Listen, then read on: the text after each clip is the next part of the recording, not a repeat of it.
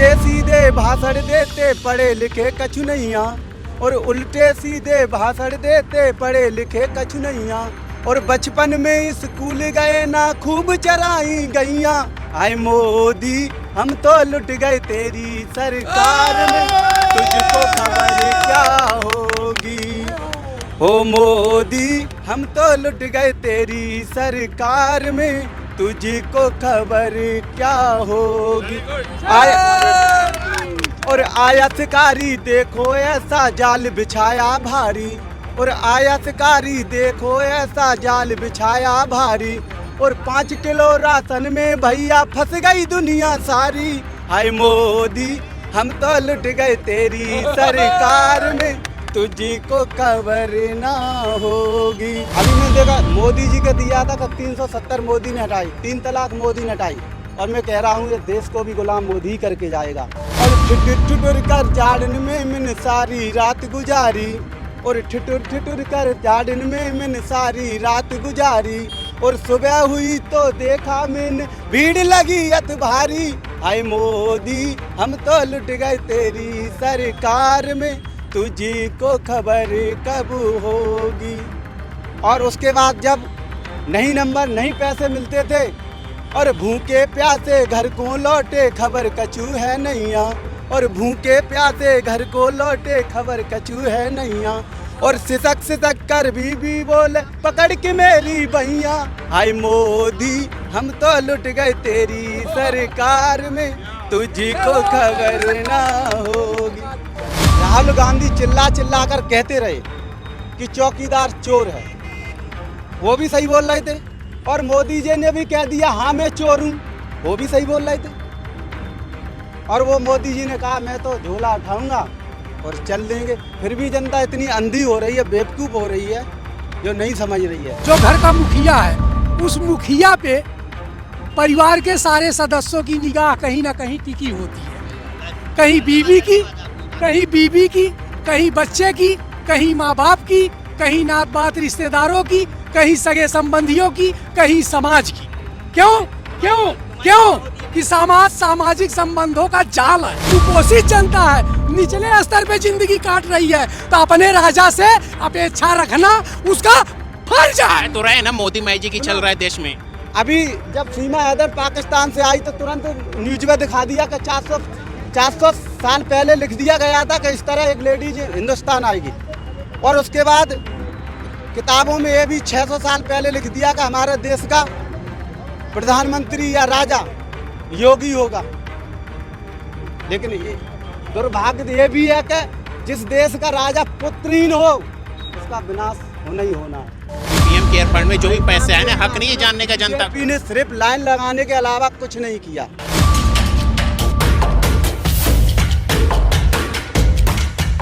मैं आपके साथ अयान। जैसा कि आप सभी को मालूम है, देश में जब से 5 राज्यों के चुनाव के नतीजे घोषित हुए हैं, देश में हाहाकार मच चुका है। जिस तरह से बीजेपी की प्रचंड जीत हुई है 3 राज्यों में लेकर, विपक्ष अनुमान नहीं लगा सकता इसी को लेकर। उसी को लेकर ईवीएम पर एक सवाल खड़े हो रहे हैं। विपक्ष का कहना है कि ईवीएम में कुछ गड़बड़ी है।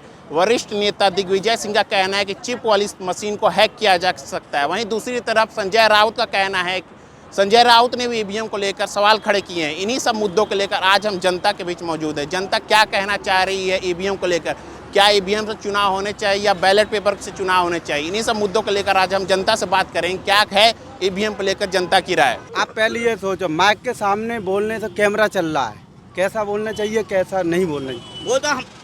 और उल्टे सीधे भाषण देते पढ़े लिखे कछु नैया। और तो सुनो बात को, हमें ट्रैफिक को बदल दीजिए तुरंत। मेरी बात सुनो, जब सुनो थोड़ा दूर मेरी बात सुनो। मैया और हमारी मर गई मैया। अरे पहले हमने बोलने दीजिए भाई। आप पहले सुनो। तुम पढ़े लिखे हो तो बताओ। अरे पहले तुम गरीब कैसे हो, पहले मेरी बात सुनो। ये वही उसका जवाब दो कि गरीब कैसे है। हाँ गरीब कैसे है, आप जो बोलिए ठीक है, जैसे बोले तो वही बोलिए। वही जवाब दो। हाँ वही बोल भाई मेरी मैया मरे या इनकी मैया मरे वो तो बात की। अरे आपको नहीं इसलिए तो जवाब दे रहे हैं, जब बोलने की सभ्यता नहीं है। ये कहते हैं हम इतनी उम्र के हो गए, इतनी उम्र हो गई लेकिन बोलने की जना अंकल। और उल्टे सीधे भाषण देते पढ़े लिखे कछु नैया, और उल्टे सीधे भाषण देते पढ़े लिखे कछु नैया। और बचपन में स्कूल गए ना खूब चराई गैया। आए मोदी हम तो लुट गए तेरी सरकार में, तुझको खबर क्या होगी। ओ मोदी हम तो लुट गए तेरी सरकार में, तुझको खबर क्या होगी। और आया शिकारी देखो ऐसा जाल बिछाया भारी, और आया शिकारी देखो ऐसा जाल बिछाया भारी। और 5 किलो राशन में भैया फंस गई दुनिया सारी। हाय मोदी हम तो लुट गए तेरी सरकार में, तुझको खबर ना होगी। और भैया नोटबंदी का उस समय का, और नोटबंदी का भैया नोटबंदी का बोलिए। और ठिठुर कर जाड़न में मैंने सारी रात गुजारी, और ठिठुर कर जाड़न में मैंने सारी रात गुजारी। और सुबह हुई तो देखा मैंने भीड़ लगी अत भारी। हाय मोदी हम तो लुट गए तेरी सरकार में, तुझको खबर कब होगी। और उसके बाद जब नहीं नंबर नहीं पैसे मिलते थे, और भूखे प्यासे घर को लौटे खबर कचू है नैया। और भूखे प्यासे घर को लौटे खबर कचू है नैया। और सिसक कर भी बोले पकड़ के मेरी भैया।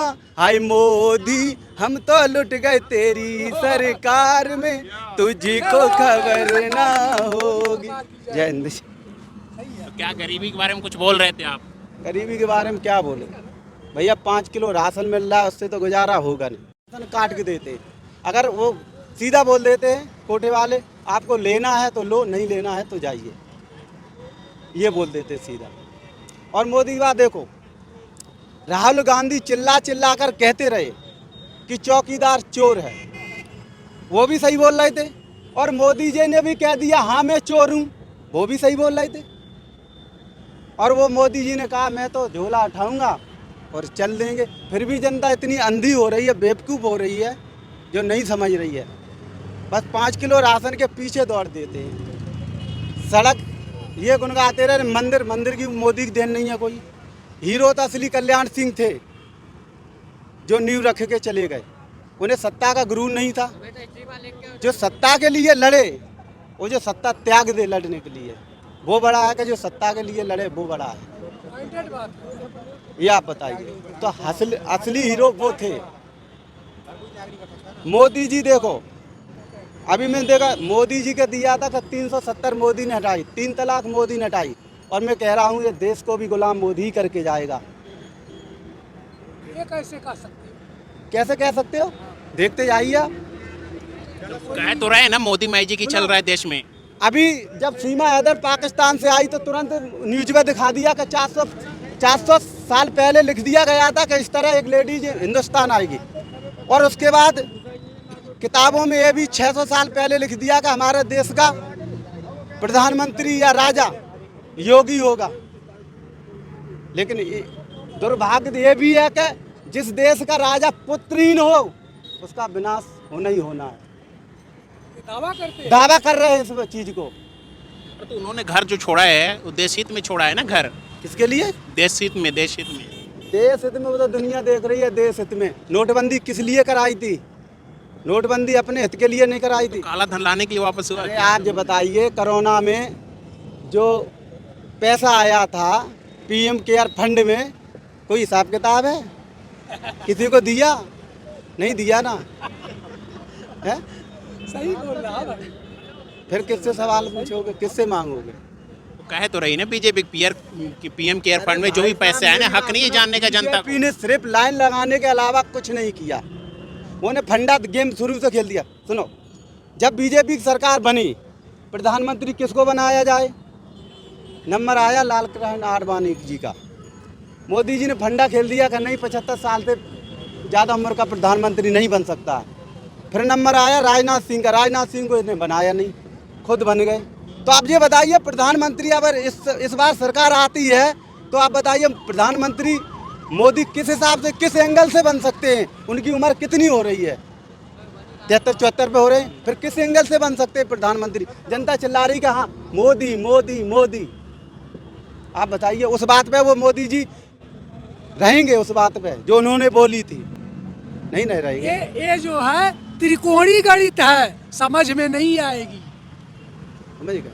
ये है फंडा तो इन्हें शुरू से पहले ही से कर दिया था कि मुझे इन्होंने सबसे पहले लालच दे दिया कि मेरे देश में इतना काला धन है कि हर व्यक्ति पर 15-15 लाख रुपए आ सकते हैं। ये नहीं कहा था कि उन्हें हम खाते में डाल देंगे, लेकिन जनता कुछ अलग सोच बेहतरी कि 15-15 लाख आएंगे। जीरो बैलेंस के खाते खुलवाना शुरू कर दिए, लाइन लगवा दी, लंबी लंबी लाइनें। देखा कि 2 साल तक किसी के में मोदी जी ने कहा था कि हम जीरो बैलेंस के खाते में आप पे 20 रुपये हों, 50 हों, 100 हों, आप जमा कीजिए। आप जमा करते उससे हम सहायता भी दे सकते लोन के हिसाब से, 5 रुपये जो रोजगार आप खोल सकते। लेकिन उसमें 1-2 साल तक 1 रुपये नहीं डाला किसी ने। ठीक है, उसके बाद नोटबंदी होती है। हाथ पैर है, अपने कमाना खाना है, हम किसी के ऊपर भरोसा नहीं है। वो तो हमारे माँ बाप ने पैदा करा था ना, बिल्कुल, वो नहीं जानते भविष्य के बारे में क्या करना है इसे। हमें अपने बच्चे पालना है, कैसे पालना है, कैसे करना है। लेकिन लोग नहीं, अपने आप करना है इस काम को। क्या जवाब देंगे? अपने आप तो कर ही रहे हैं। करोगे तभी बच्चे खाओगे, नहीं अपने आप को मोदी का असर रहोगे, भूखे मर जाओगे। अरे बात तो वही चल रही है। भाई साहब ने बोला कि सेल्फ कॉन्फिडेंस रखो, आत्मनिर्भर बनो। भाई साहब का अपने आप कमाओ। लेकिन भाई साहब से हमारा एक सवाल है कि जो घर का मुखिया है, उस मुखिया पे परिवार के सारे सदस्यों की निगाह कहीं ना कहीं टिकी होती है। कहीं बीवी की, कहीं बच्चे की, कहीं माँ बाप की, कहीं नात बात रिश्तेदारों की, कहीं सगे संबंधियों की, कहीं समाज की। क्यों कि सामाजिक संबंधों का जाल है। उसी तरीके से भारत विभिन्नता में एकता निहित है। सभी जात, सभी धर्म, सभी संप्रदाय के लोग रहते हैं। तो हमारे देश में जितनी गरीब जनता है, शोषित जनता है, कुपोषित जनता है, निचले स्तर पे जिंदगी काट रही है, तो अपने राजा से अपेक्षा रखना उसका फर्ज है। एक बात बताओ, जब हम अपने पर हमारे पांच परिवार हैं, हम 5 नहीं चला सकते हैं, वो तो करोड़ों चला रहा है। करोड़ों राशन बांट रहा है वो, तो हम अपने 5 के नहीं चला पा रहे हैं, तो वो तो लाख करोड़ों चला रहा है यार। सुनो हमारी बात, एक मिनट। ऐसा हाँ, करोड़ चला रहा है वो, करोड़ चला रहा है। अब हम कमाएंगे नहीं, खाएंगे नहीं, वो केजरीवाल की तरह दारू पियेंगे, घरवाली ड्यूटी करने जाएगी, तो क्या करेंगे हम? भाई साहब ने जो सवाल किया, आज भाई साहब से मैं पूछता हूँ, उत्तर प्रदेश का न्यूनतम वेतन कितना है? भाई साहब वो हम बताएंगे तुम कितना है। आप आराम से ड्यूटी करते हो, कितना है? मैंने पूछा कितना 12,000 से कम नहीं है सैलरी की। सुनो हमारी बात, एक मिनट सुनो। जब करने जब काम नहीं करोगे, दारू पियोगे, आराम से मौज लोगे, हम आपके सहारे रहें, जब हम काम ही नहीं करेंगे तो क्या करेंगे? भाई सुन लो, अभी उत्तर प्रदेश की न्यूनतम मजदूरी 9100 रुपये है। कितनी है? 9,100 रुपये। एक मिनट, आप तुम जिस रोड पे खड़े हो ना, हेलो एक मिनट, आप एक मिनट, सॉरी, आप जिस रोड पे खड़े हो ना, इस रोड पर लूटा पाती होती थी। अरे इनकी बात तो सुन लीजिए, उसके सुनो हमारी बात, ये योगी सरकार की, मोदी सरकार की बात है ये।